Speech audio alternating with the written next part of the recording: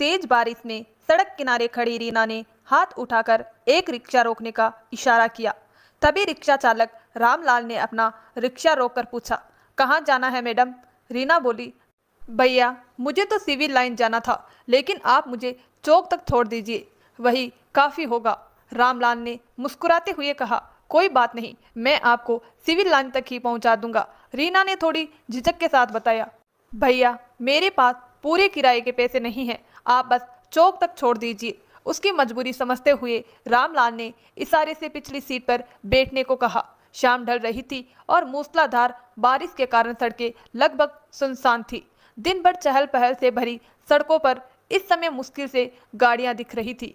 जब चौक आया तो रामलाल ने रिक्शा रोक दिया। लगभग 7 बजे का समय हो चुका था और अंधेरा गिराने लगा था। उतरते समय रीना ने अपनी मुट्ठी में रखा 20 रुपए का नोट रामलाल की ओर बढ़ा दिया।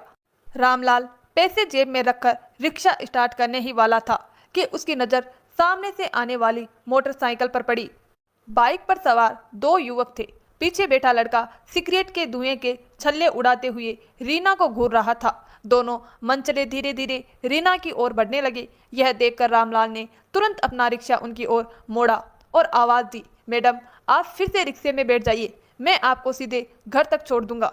अनजान रिक्शा चालक की यह चिंता और सामने से आते लड़कों के नियत देखकर रीना ने बिना ज़्यादा सोचे समझे किराया ना होने के बावजूद दोबारा रिक्शे की सीट संभाल ली।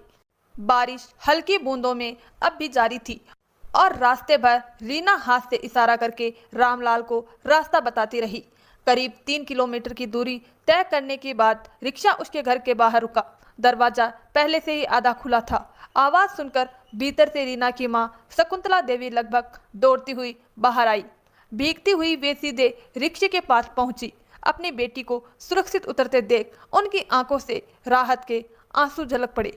वे बोली, बेटी मेरा मन बहुत घबरा रहा था, तेरा फोन भी बंद आ रहा था। रीना ने समझाया, माँ मोबाइल की बैटरी खत्म हो गई थी, इसीलिए फ़ोन नहीं कर पाई। मैं भी परेशान थी कि इतनी बारिश में कैसे लौटूंगी। भगवान ने मेरी सुन ली, तभी तो इस भैया को भेज दिया। यह सुनकर शकुंतला देवी ने भावुक होकर रामलाल के सामने हाथ जोड़ दिए। बेटा किराया तो मैं दे दूंगी, लेकिन आज तुमने मेरी बेटी की जो मदद की है उसका एहसान मैं कभी नहीं चुका पाऊंगी। रामलाल ने तुरंत उन्हें सहज करते हुए कहा, माताजी ऐसा मत कहिए, हर घर में बहन बेटी होती है। मैंने इन्हें मुसाफिर समझकर नहीं, अपनी बहन समझकर घर छोड़ा है। मुझे किराए की ज़रूरत नहीं। उसके सरल और आत्मीय शब्द सुनकर शकुंतला देवी और रीना दोनों ही कुछ क्षण के लिए निशब्द रह गई, मगर रामलाल संतुष्ट मन से रिक्शा मोड़कर वापस चल पड़ा। तो दोस्तों, इस घटना से आपको क्या सीख मिलती है? नीचे कमेंट में अपनी राय जरूर लिखिए।